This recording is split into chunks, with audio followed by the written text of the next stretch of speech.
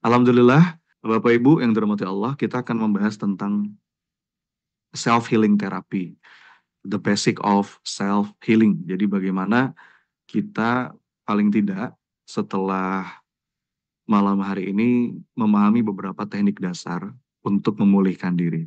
Saya akan mengawali dengan sebuah pertanyaan, karena ini banyak orang yang salah paham. Banyak bias makna atau kerancuan dalam definisi.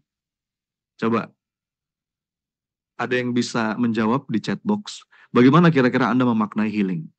Apa sebetulnya yang Anda maksud saat Anda menyebut kata healing? Ayo, saya tungguin. Teman-teman yang di Zoom, teman-teman yang di YouTube, yang di Instagram, di Facebook, boleh jawab ya. Oke, pemulihan, bahagia, menghilangkan stres, rilis, menikmati ciptaan Allah, melepaskan penat, menghibur diri, merilekskan hati, ini kata Ibu Nurul, melepaskan beban, menemukan kedamaian hati, refreshing, muhasabah diri. Iya, makasih ya teman-teman yang udah respon. Semakin banyak yang respon, saya semakin semangat nih. Ya, makin antusias, itu memberikan energi yang besar buat pematerinya. Iya, kenapa ini perlu saya tanyakan teman-teman? Dan kita perlu samakan dulu sudut pandangnya. Karena hari ini, kata healing itu difahami dengan makna yang agak bias. Betul nggak? Healing itu sering diucapkan atau mungkin dijadikan caption ketika kita upload foto di sosmed, posting gambar di media sosial, lagi jalan-jalan, lagi perjalanan wisata. Bener nggak? Sampai akhirnya healing itu seakan jadi bahasa lain untuk menggantikan kata jalan-jalan atau rekreasi. Seakan-akan healing itu sebatas sebuah kegiatan yang membuat seseorang bisa kembali bersemangat menjalani hari setelah mungkin ngalamin kebosanan, kejenuhan rutinitas. Padahal healing itu tidak sesempit itu maknanya. Kalau itu refreshing namanya, bukan healing ya. Healing itu bukan jalan-jalan. Healing itu punya makna yang lebih dalam, teman-teman. Yes. Makna yang lebih dalam maksudnya gimana? Kalau saya memaknai healing itu adalah inner journey. Healing itu sebuah perjalanan ke dalam diri sebetulnya. Banyak orang sibuk cari jalan keluar, tapi lupa jalan ke dalam. Bener nggak? Banyak orang sibuk cari jalan keluar. Dia lagi punya masalah, yang dicari jalan keluar. Tapi lupa cari jalan ke dalam. Padahal the only way out is in. Satu-satunya jalan keluar itu dimulai dari dalam. Makanya saya punya seri bahasan di YouTube itu saya beri judul Inner Game. Dan ada sebuah program yang sedang saya asuh namanya Inner Game Life Coach Academy. Permainan atau dinamika batin yang perlu kita sadari, perlu kita menangkan supaya kita nggak terjebak dalam sebuah keadaan yang mengganggu kondisi batin kita. Jadi healing itu saya memaknai sebuah perjalanan ke dalam untuk memulihkan diri. Baik itu secara fisik, mungkin secara mental, secara emosional, sampai spiritual. Jadi efek dari healing itu bisa memulihkan fisik atau physical healing, bisa juga memulihkan kondisi mental atau emosional kita, sampai memulihkan jiwa kita, memulihkan kesadaran spiritual kita, atau spiritual healing. Artinya memang ada sebuah kondisi yang perlu dipulihkan. Di situ mungkin ada luka, di situ mungkin ada sakit. Jadi healing itu mensyaratkan luka. Dan kita semua paham sebagai orang yang beriman, luka atau sakit itu pada hakikatnya adalah kebaikan. Ya enggak? Itu bagian dari ujian. Sebagaimana ujian pada umumnya, yang outputnya adalah kalau respon kita tepat, semua itu menjadikan kita hamba yang lebih baik. Ya enggak? Yang jadi masalah itu ujiannya atau jawabannya. Makasih, Baby.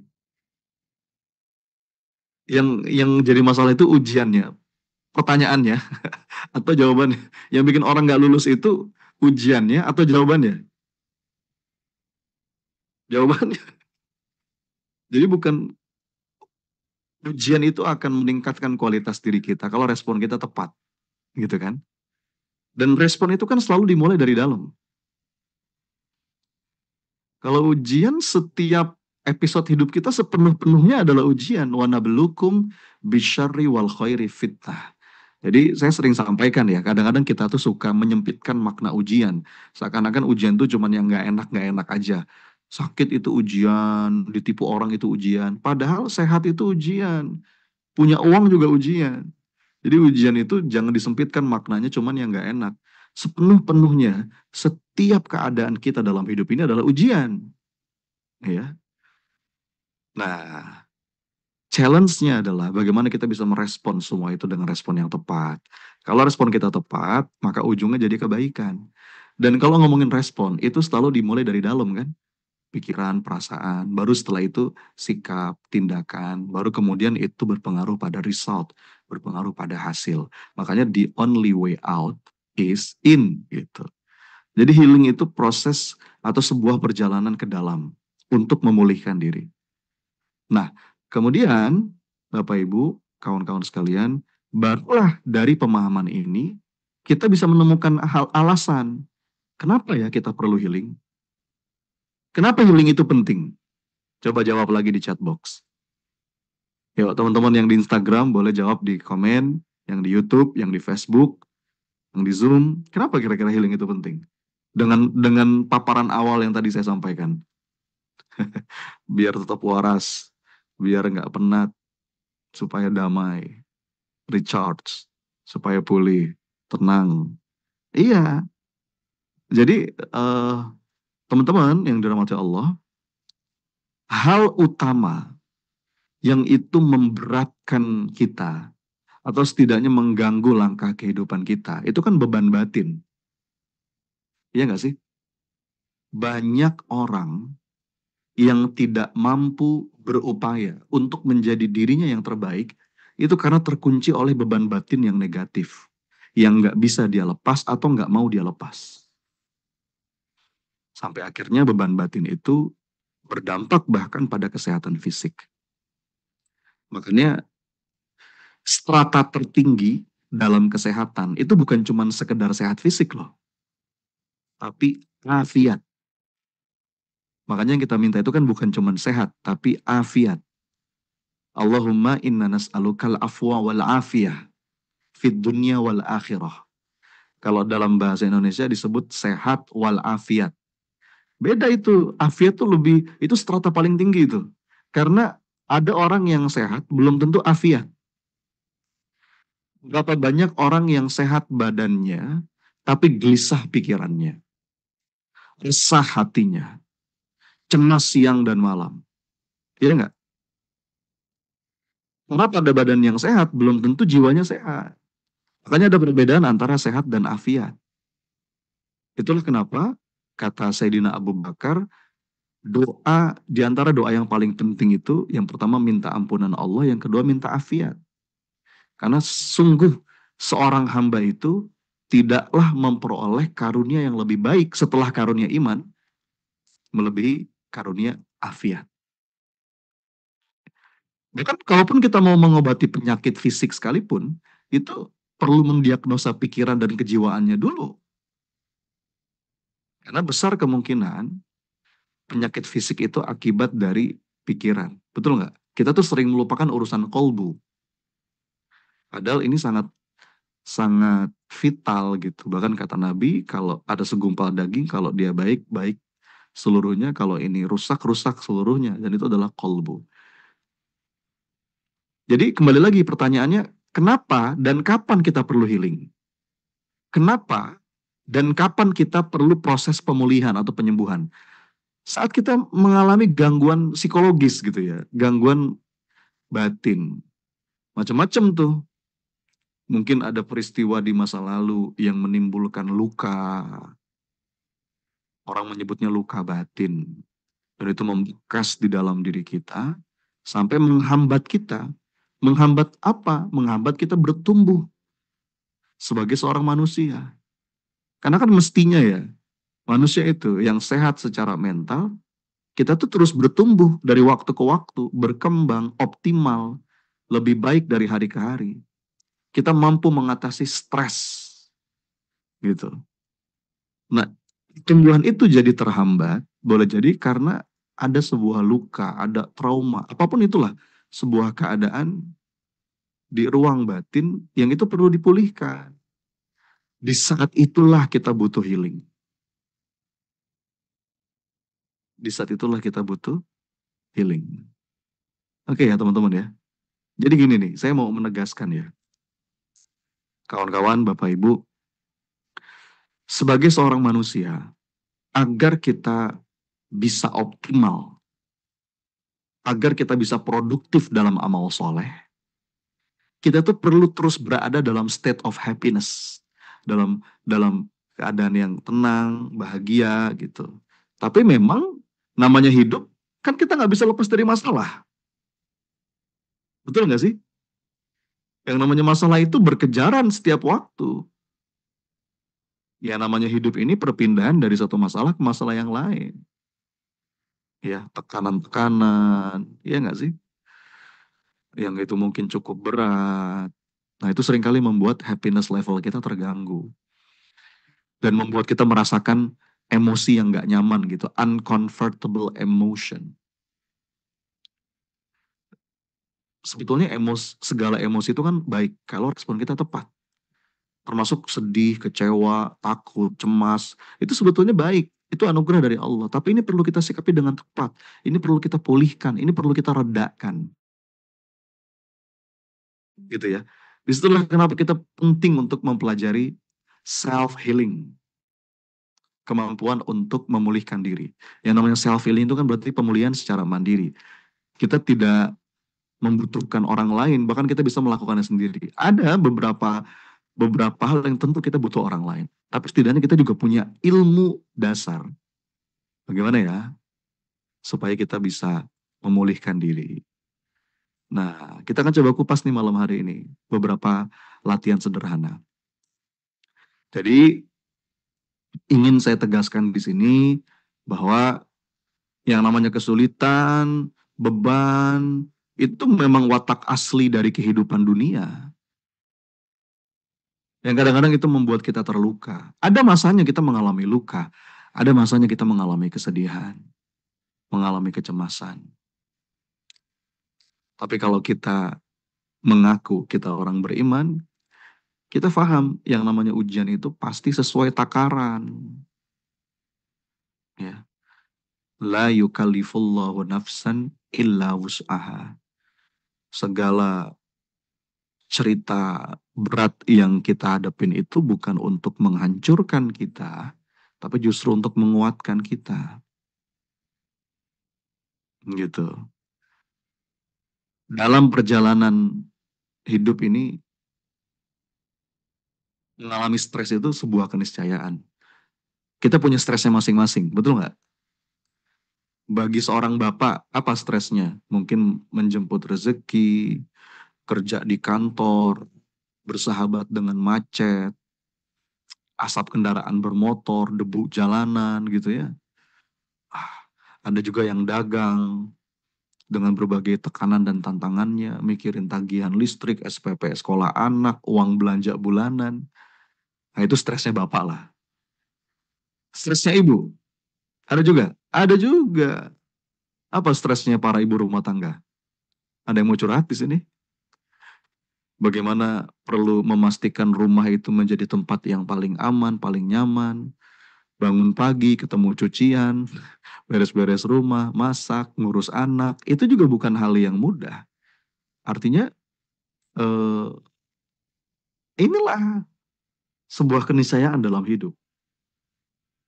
Nah, ini perlu kita sadari dan perlu kita kelola supaya nggak sampai berdampak pada kondisi batin bahkan kondisi fisik. Apa aja sih gejala-gejala stres itu? Kalau secara fisik ya, gampang lelah, ya, otot kaku, tegang, sakit kepala, insomnia, gangguan lambung, apalagi pencernaan. Itu gejala fisik tuh. Kalau gejala psikis apa? Ya gangguan emosi tadi, depresi, gampang marah, dikit-dikit takut, tahu-tahu menangis tanpa sebab, mood swing ya, susah konsentrasi, bingung. Ya, ini kita perlu mengenali nih. Berpikir itu boleh, tapi jangan sampai kepikiran. Thinking itu ya namanya manusia. Allah mengkaruniakan kepada kita potensi akal, ya, pikiran untuk menggunakan akal itu, menemukan Allah, mengingat Allah, menyelesaikan sebuah persoalan. Itulah potensi, salah satu potensi terbaik yang Allah karuniakan. Tapi jangan sampai overthinking.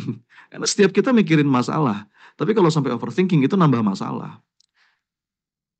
Makanya kaidah dasarnya itu bagaimana setiap mikir itu jadi zikir.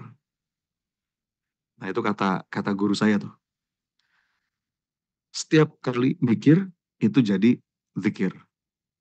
Itu pondasi dasarnya tuh.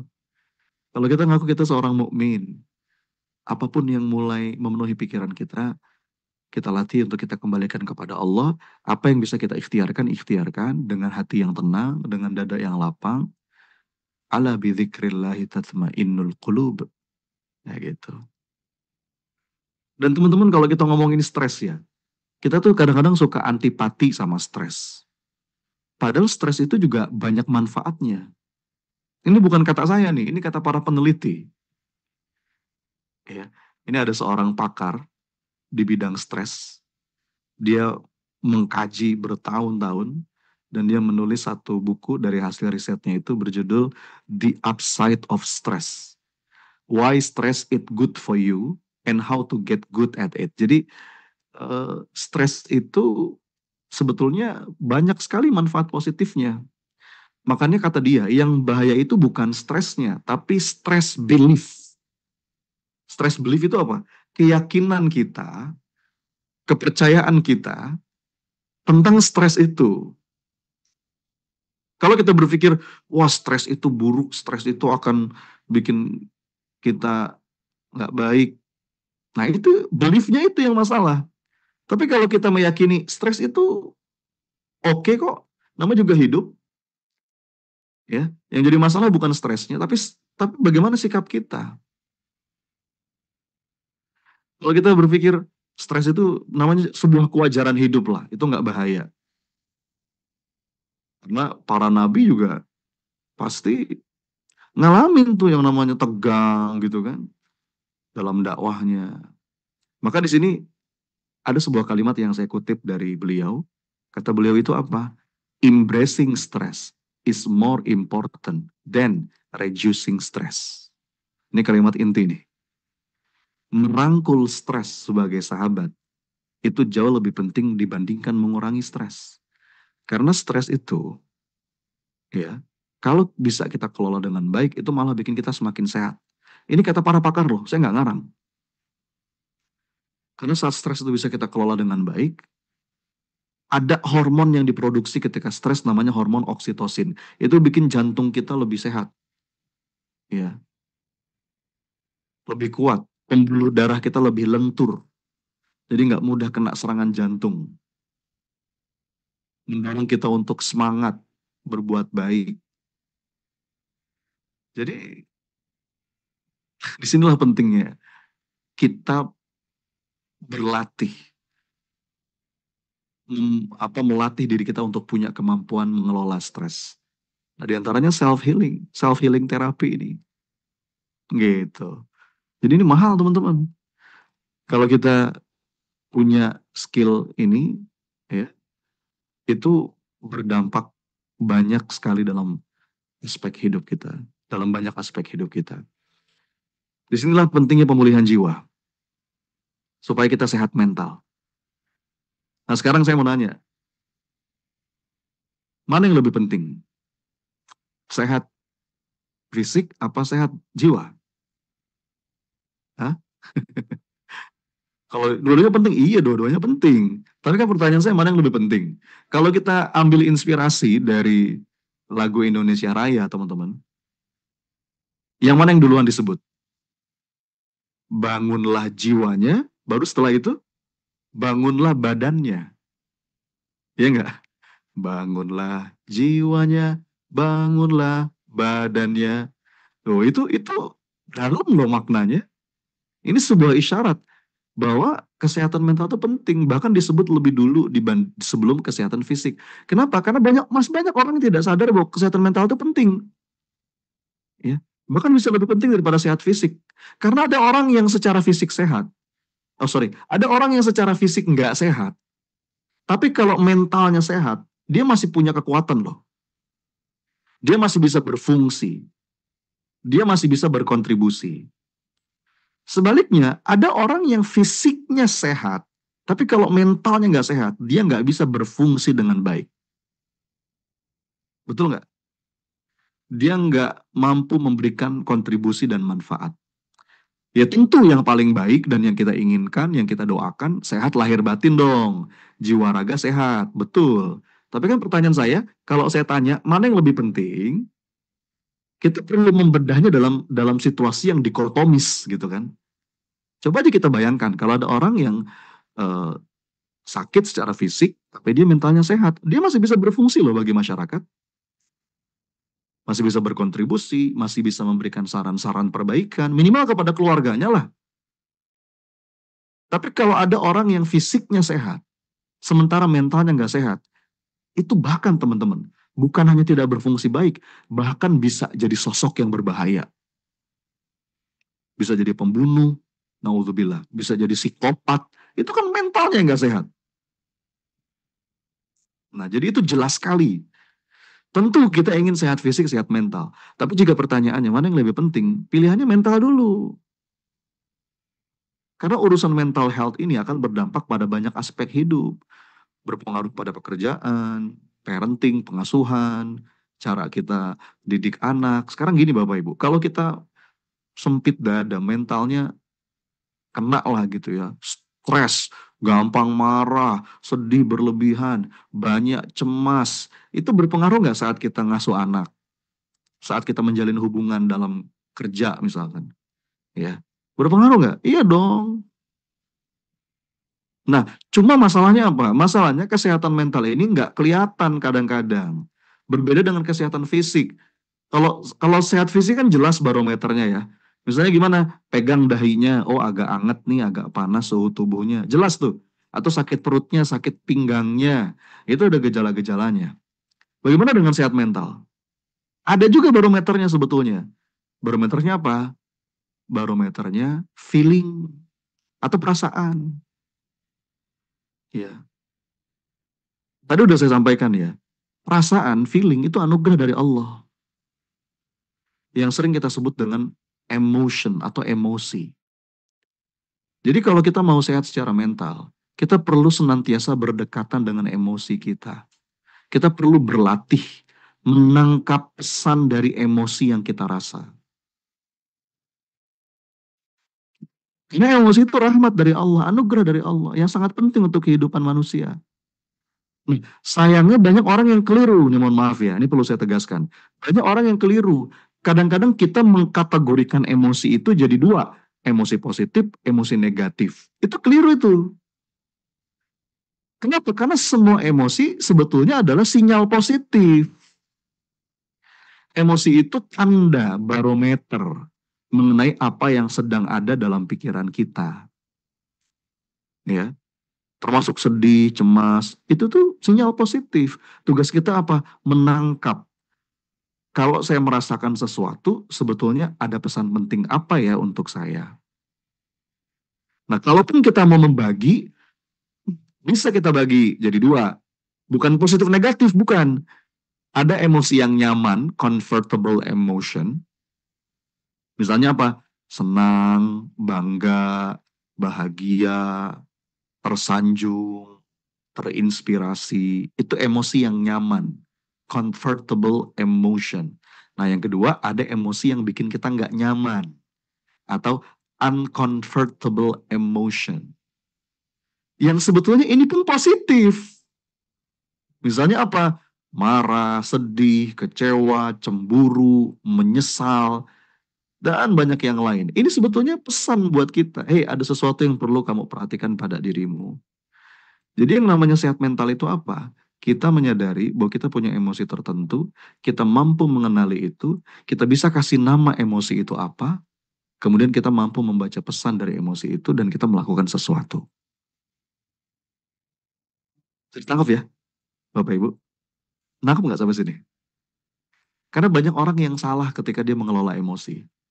Nanti silakan cek di YouTube saya eh, sudah posting tuh.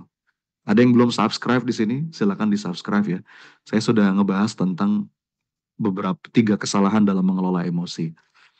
Orang tuh kadang-kadang suka salah mengelola emosinya. Apa aja kesalahan? Apa aja kesalahan dalam mengelola emosi? Ya, ada 3. Yang pertama, ditahan-tahan atau ditekan. Nah ini bahaya loh buat kesehatan mental.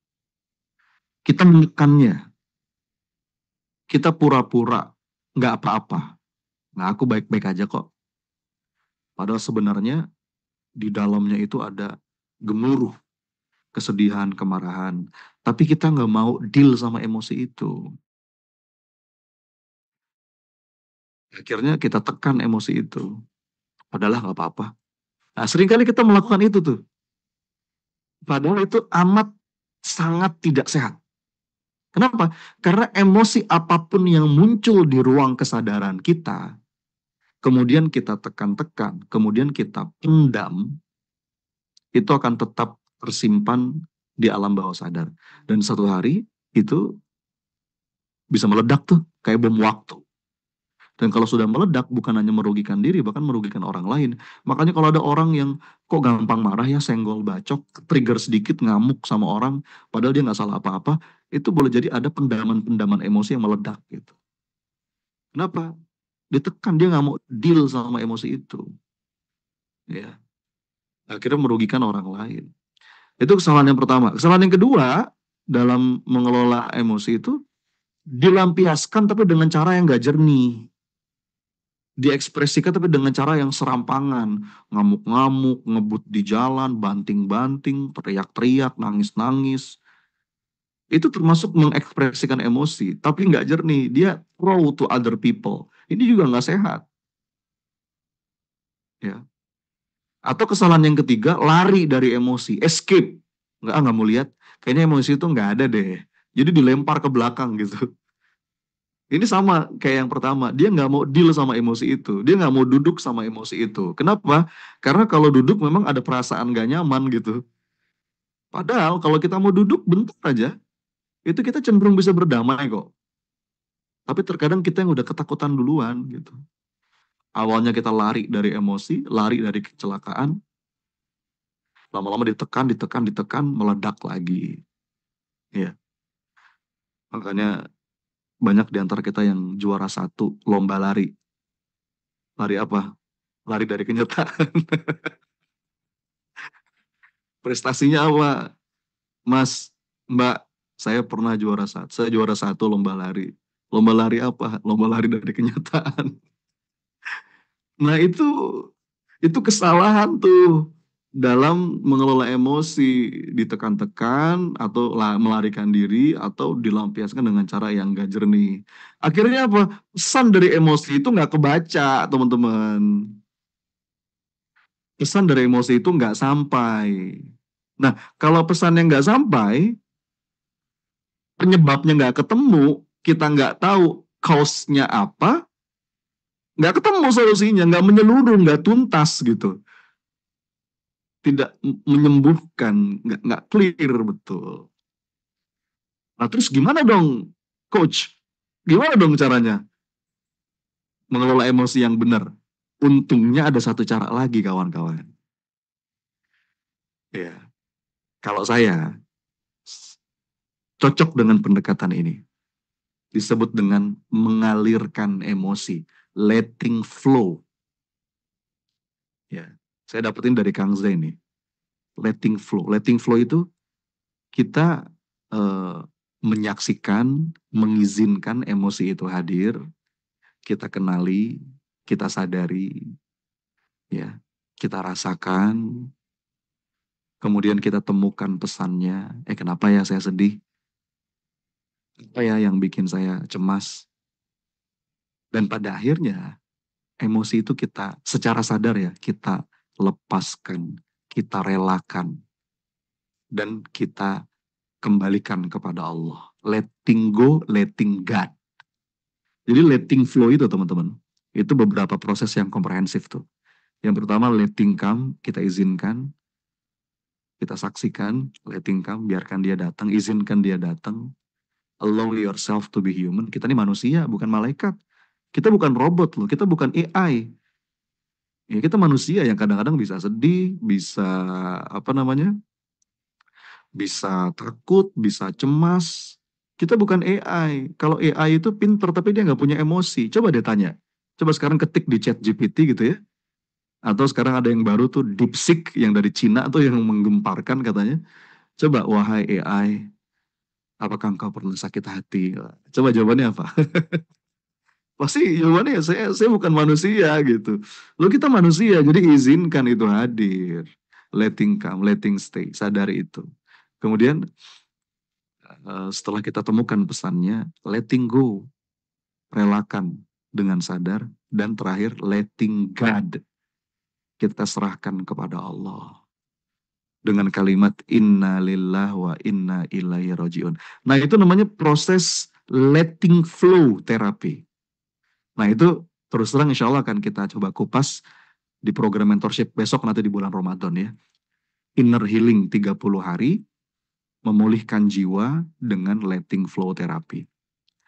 Itu teman-teman. Nah sebetulnya gini loh, kita tuh nggak perlu tersinggung saat kita teridentifikasi mental kita nggak sehat. Karena ketika ada masalah pada mental health, itu kan bukan berarti sakit jiwa dalam artian gila, betul nggak? Karena ada sebuah stigma nih di masyarakat, oh kalau mentalnya nggak sehat, berarti saya gila dong. Saya nggak gila kok. Nggak begitu. Ini akhirnya rancu dalam bahasan ini. Akhirnya membuat seseorang jadi denial tadi. Merasa malu.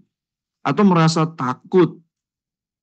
Ya, saat menempuh sebuah upaya untuk pemulihan atau penyembuhan mental. Baik secara mandiri atau mungkin dengan bantuan profesional. Setiap kita punya PR masing-masing kok dalam hal ini. Betul nggak? Ya termasuk saya nih, saya sebagai seorang trainer. Saya sebagai seorang life coach. Seandainya saya ditanya, apakah mental saya sehat 100%? Saya rasa nggak juga. Bener nggak? Saya juga punya banyak PR yang perlu saya selesaikan. Penyakit-penyakit hati apalagi, waduh, saya ngerasa masih banyak banget gitu. Masih ada riaknya, masih ada sombongnya kadang-kadang. Masih ada dengkinya, masih suka marah dalam beberapa hal. Jadi kawan-kawan, mari kita lihat urusan kesehatan mental ini sebagaimana kita melihat kesehatan fisik gitu loh. Itu akhirnya kita mudah mengidentifikasi. Tapi memang kata para ulama, bedanya apa? Orang kalau sakit fisik itu lebih mudah ngaku. Dan dia akan berusaha keras mengobatinya. Dia rela mengorbankan waktu, tenaga, biaya demi kesehatan, kesembuhan fisiknya. Tapi orang yang punya penyakit hati itu seringkali nggak mau ngaku. Iya nggak? Denial itu. Padahal dia menderita. Kamu sombong ya? Atau siapa saya sombong? Enak aja. Kamu yang sombong. Loh, denial kan? Padahal kalau fisik yang sakit, apa sih efeknya? Paling nggak bisa merasakan lezatnya makan. Nasi goreng jadi nggak enak, sate jadi nggak enak. Itu kalau fisik lagi sakit. Tapi kalau kolbu yang sakit, naudzubillah, itu nggak bisa merasakan lezatnya ibadah. Ya. Kalau fisik yang sakit bisa gugurin dosa, Tapi kalau hati yang sakit, itu malah nambah dosa. Itu teman-teman ini serius. Orang kalau berpenyakit fisik, kalau dia sabar, itu nambah pahala. Kalau dia ridho, doanya mustajab. Bahkan kalau dia meninggal, itu husnul khotimah tuh bisa-bisa. Mungkin dia merasakan susah dan menderita di dunia, tapi ujungnya bisa bahagia selama-lamanya di surga. Tapi kalau orang berpenyakit hati, di dunia dia menderita, nambah dosa, amal solehnya bisa nggak diterima, bisa hangus bahkan, dan meninggalnya terancam su'ul khotimah, naudzubillah. Nah, poin saya apa? Enggak, saya mau bilang, upaya pemulihan diri, pemulihan jiwa, itu penting banget untuk kita tempuh. Setuju nggak sih teman-teman? Ini perlu jadi satu topik yang memang serius untuk kita pelajari, gitu. Nah, oleh karena itu, pada webinar kali ini, saya akan berbagi yang dasar-dasar dulu deh ya. Yang dasar dulu nih, yang basic-basic dulu nih. Langkah-langkah sederhana, langkah awal, yang ini bisa kita langsung praktekkan. Nanti habis dari webinar ini, Bapak Ibu bisa langsung praktek ini. Ini upaya memulihkan diri secara mandiri atau self-healing ya. Ada 4 langkah, 4 latihan dasar, 4 latihan dasar untuk pemulihan secara mandiri nih. Self-healing terapi, ini secara mandiri.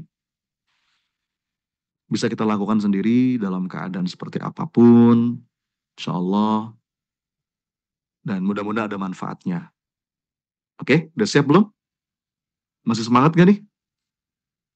Ada 4 latihan dasar yang ingin saya bagikan. Ya. Yang pertama, self-healing yang pertama itu adalah breathing exercise. Apa itu? Napas penuh rasa. Jadi latihan nafas. Itu latihan pertama, latihan dasar nomor 1. Semua kita kan bernafas ya. Nah, karena itu banyak di antara kita yang suka menyepelekan nafas. Kalau misalkan saya bilang, Bapak Ibu, yuk kita latihan nafas yuk, kita belajar nafas yuk. Nah, setiap hari juga saya nafas, Ustaz. Setiap hari juga saya nafas, Coach. Dari bayi juga saya nafas. Nah, itu nafas yang eh, otomatis gitu ya, tidak secara sadar. Nafas yang memang memang ya mekanisme dalam tubuh kita. Adapun latihan nafas yang saya maksud di sini adalah latihan nafas yang betul-betul kita sadari. Gitu. Latihan nafas yang memang sengaja kita lakukan untuk apa? Untuk meredakan ketegangan, tensi. Ketika kita mengalami tadi uncomfortable emotion, emosi-emosi yang bikin kita nggak nyaman. Nafas untuk merilis tensi. Misalnya apa? Lagi marah gitu ya. Termasuk sama anak nih bisa dipakai kan. Istri saya sering tuh kalau ngajarin anak-anak. Kalau anak-anak lagi ngambek, lagi tantrum gitu ya. Nak, tarik nafas pelan-pelan nak. Tarik yang dalam. Tahan sebentar. Lepaskan. Teman-teman ini kelihatannya sederhana ya. Tapi coba deh. Dilatih. Yang serius, yang sadar, yang sepenuh rasa. Latihan terus beberapa kali. Ini cukup powerful untuk meredakan uncomfortable emotion. Ya kalau tekniknya macam-macam ya. Tekniknya macam-macam lah. Kita bisa belajar dari mana-mana, silahkan lah. Tapi intinya, latihan dasar pertama itu breathing exercise. Latihan nafas yang disadari. Dan ini punya dampak yang luar biasa bagi suasana batin kita. Bahkan punya hikmah yang begitu dalam. Nah, saya akan bahas nanti nih di kelas Inner Healing. Ada salah satu materi di sesi pertama itu judulnya bagaimana dari napas kita bisa menemukan ikhlas. Ya, karena napas itu mengajarkan kita hakikat kehidupan. Ada saatnya kita menerima, menahan, ada saatnya kita melepaskan. Ya kan semua yang kita hadapi itu kuncinya di nafas. Kalau kita lagi marah, lagi sedih, lagi takut, lagi nervous, lagi cemas, itu kuncinya ada di nafas tuh. Kenapa begitu? Karena nafas itu mengembalikan kita pada kendali hidup. Banyak orang merasa dadanya jadi sempit karena beberapa emosi, itu dia sedang kehilangan kendali. Dia masuk pada zona yang di luar kendalinya. Masih ingat ya tentang peta kendali ya? Ini sering saya bahas nih. Kalau teman-teman sudah sering ikut webinar atau sesi kelas saya, udah pasti apa namanya pernah mendengar penjelasan tentang peta kendali. Jadi orang yang overthinking misalnya, namanya juga overthinking. Berarti thinkingnya lagi over tuh. Masuk pada wilayah yang di luar kendalinya, mikirin mencemaskan masa depan, meratapi masa lalu, pusing dengan omongan orang, takut ini, takut itu. Dia masuk pada sesuatu atau zona yang itu di luar kendalinya. Nah, saat kita bernapas itu mengembalikan kita pada kendali hidup. Ambil jeda, Bapak Ibu, ya, hadirkan kesadaran, tarik nafas, buang sambil mengucap Alhamdulillah. Saat Allah izinkan kita masih bernapas, berarti kita masih diizinkan untuk hidup. Karena kita itu kan meninggal dunia, itu bukan karena kurang makan, bukan karena kurang minum, bukan karena kurang istirahat. Kita meninggal dunia karena sudah tidak diizinkan lagi bernapas. Sudah selesai. Jadi nafas itu kunci. Kalau saya punya rumus ABC. A-nya itu awareness inward. Sadar ke dalam. Jadi sejenak, misalnya ya, lagi mulai gak enak batin nih. Ini latihan sederhana, latihan dasar banget kalau dalam konteks self-healing. Duduk, ya, sejenak. Makanya, aduh, apa ya, syariat dalam agama Islam tuh the best lah ya. Itu panduan hidup kita. Dalam zikir, ketika sholat, itu udah lengkap sebetulnya. Sholat itu kan jeda. 5 kali sehari kita diminta jeda. Minimal. Makanya kalau kita maknai betul, kita jiwai betul. Orang-orang beriman itu mestinya apa? Lapang dadanya gitu. Bahagia lahir batin, sehat mentalnya. Jadi ABC itu yang pertama A, awareness inward. Hadirkan kesadaran ke dalam. Sejenak, jeda, merasakan segala rasa, emosi apapun yang dirasa, apa yang ada dalam pikiran kita, diterima aja, jangan dilawan. Ya.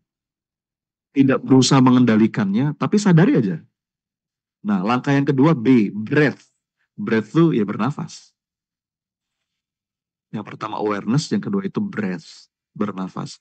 Jadi setelah kita sadar, kemudian tarik nafas.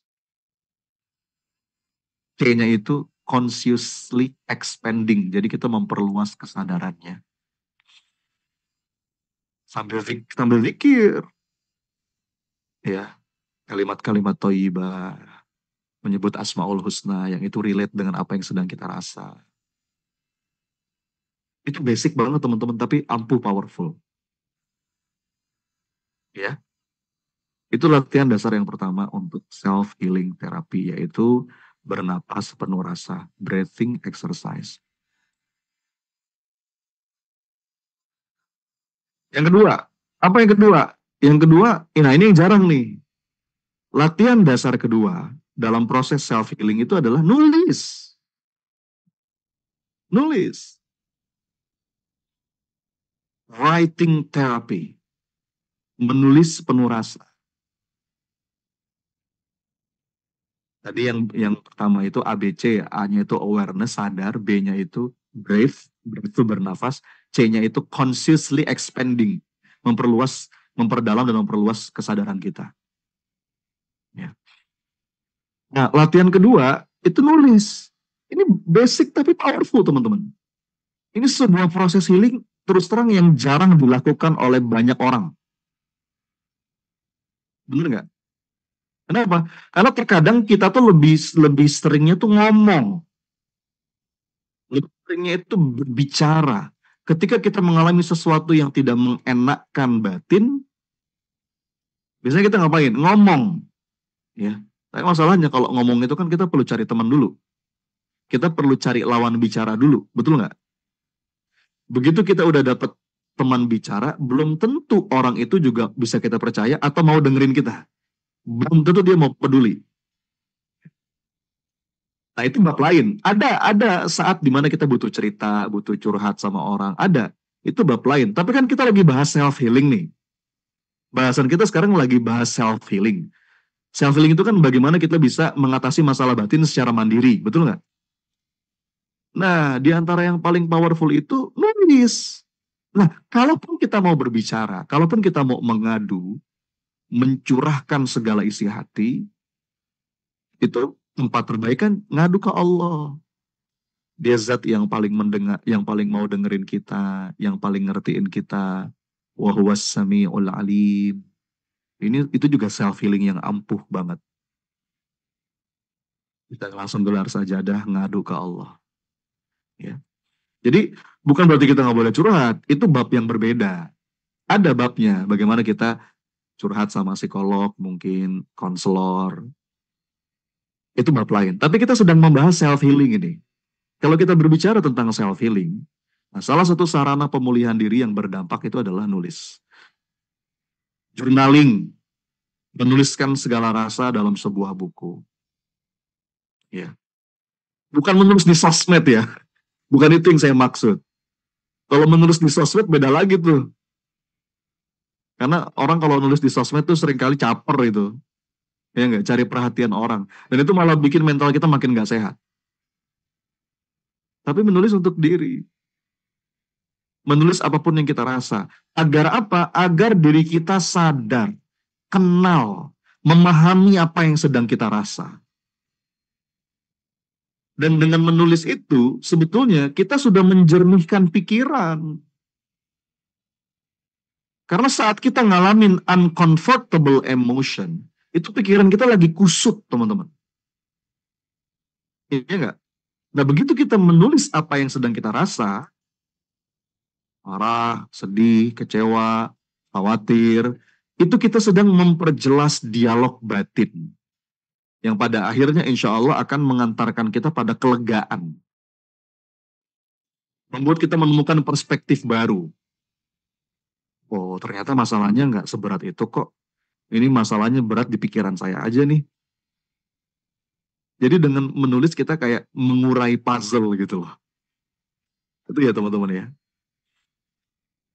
Itu latihan dasar kedua dari self-healing. Tulis. Ini bisa langsung dipraktekin nih. Ya. Nah, itu yang kedua. Oke. Lanjut nih. Yang ketiga sekarang. Ketiga juga penting nih. Latihan dasar ketiga yang bisa kita latih itu namanya tafakur atau contemplation. Jeda sepenuh rasa. Tafakur itu apa sih? Tafakur itu mengambil jeda untuk merenung, berpikir mendalam. Kalau dalam konteks kita sebagai seorang muslim, tentu apa yang kita renungkan, apa yang kita pikirkan, itu kita kaitkan dengan kebesaran Allah, kekuasaan Allah, keindahan Allah. Jadi isinya zikrullah lagi. Tafakur itu refleksi diri, introspeksi. Intro itu ke dalam, setelah itu kan melihat. Jadi introspeksi itu melihat ke dalam. Kontemplasi untuk memahami hakikat kehidupan. Dan itu manfaatnya banyak banget teman-teman. Bahkan kalau kata Imam Syafi'i, satu kali tafakur itu bisa lebih afdol dibandingkan apa eh, ibadah-ibadah yang lain yang itu sekedar ibadah gitu tanpa rasa. Tafakur itu bisa meningkatkan kesadaran spiritual kita, bisa mengurangi stres, mengurangi kecemasan, menjadikan emosi kita lebih seimbang. Jadi intinya tafakur itu apa sih? Kontemplasi itu sebuah proses untuk menghubungkan kita dengan inner self kita, diri kita yang sejati sebagai seorang hamba. Nah, itu latihan yang ketiga tuh. Caranya gimana? Misalnya berlatih fokus, cari tempat yang minim distraksi, pejamkan mata, rileks, diam sejenak. Nah, masalahnya kita tuh tidak terbiasa untuk jeda, tidak terbiasa untuk diam sejenak. Padahal ini juga jeda itu penting. Beberapa menit, ambil jeda, fokus pada nafas seperti yang tadi. Dan kadang-kadang begitu kita jeda kan, pikiran kita kemana-mana tuh. Tapi nggak apa-apa, nggak usah ditolak. Ya. Tapi pelan-pelan kita tambah zikir, kalimat-kalimat thayyibah. Makanya bagi seorang muslim, kontemplasi terbaik itu sholat. Itu lengkap sekali sudah.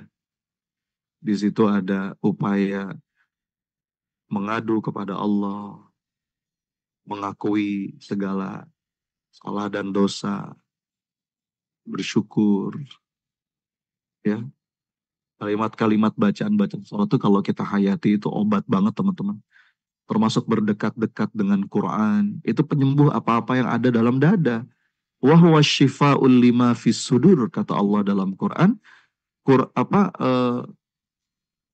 Quran itu penyembuh apa-apa yang ada dalam dada. Syifa itu bukan obat, tapi penyembuh, lebih tepatnya. Karena kalau obat bisa nggak sembuh. Sholat malam, sholat duha, itu bagian dari tafakur. Oke ya, teman-teman coba deh. Ini selepas webinar ini aja. Kalau kita latih beberapa hal ini, itu dampaknya luar biasa. Betul nggak? Kadang-kadang kita tuh sibuk ikut webinar, tapi nggak ada yang diamalkan. Ya nggak berdampak apa-apa. Nanti kalau mau latihan bareng sama saya, insya Allah yuk ikut program mentorshipnya di bulan Ramadan. Pendaftaran sudah dibuka insya Allah mulai hari ini. Inner healing. Ya. Bagaimana kita mengalirkan segala rasa dengan beberapa latihan. Dan yang terakhir, yang keempat, latihan dasar self-healing itu adalah self-talk. Self-talk itu apa? Bercakap dengan diri sepenuh rasa. Berbicara dengan diri. Ya. Jadi kita perlu sadar nih, diri kita itu ada dua. Ada Sony satu, ada Sony dua. Ada Anda satu, ada Anda dua. Dan keduanya itu selalu ngobrol, teman-teman. Setiap hari, setiap waktu, bahkan setiap saat. Dan yang membuat kita merasakan uncomfortable feeling, sedih, kecewa, marah, cemas, karena seringkali isi dari self-talk itu bukan percakapan yang sehat. Kebanyakan toksik. Kita perlu sadari itu. Kalau udah mulai ada lintasan-lintasan, ya, ucapan-ucapan di ruang batin kita yang udah toksik, kita sadari itu, lalu kita timpali dengan self-talk yang positif. Kita timpali dengan self-talk yang memberdayakan. Iya. Enggak kok, insya Allah semua akan baik-baik saja. Insya Allah, la tahzan innallaha ma'ana. Allah bersama kita. Takdir Allah pasti yang terbaik. Ini semua akan menjadikan kita lebih kuat insya Allah. Kita akan jadi lebih bijak, lebih dewasa, lebih indah. Nah itu self-talk tuh namanya. Itu self-talk namanya. Ya. Kita timpali segala suara-suara inner voice. Ya. Di YouTube saya pernah ngebahas tuh sama Coach Adam tentang inner voice. Itu banyak yang negatif.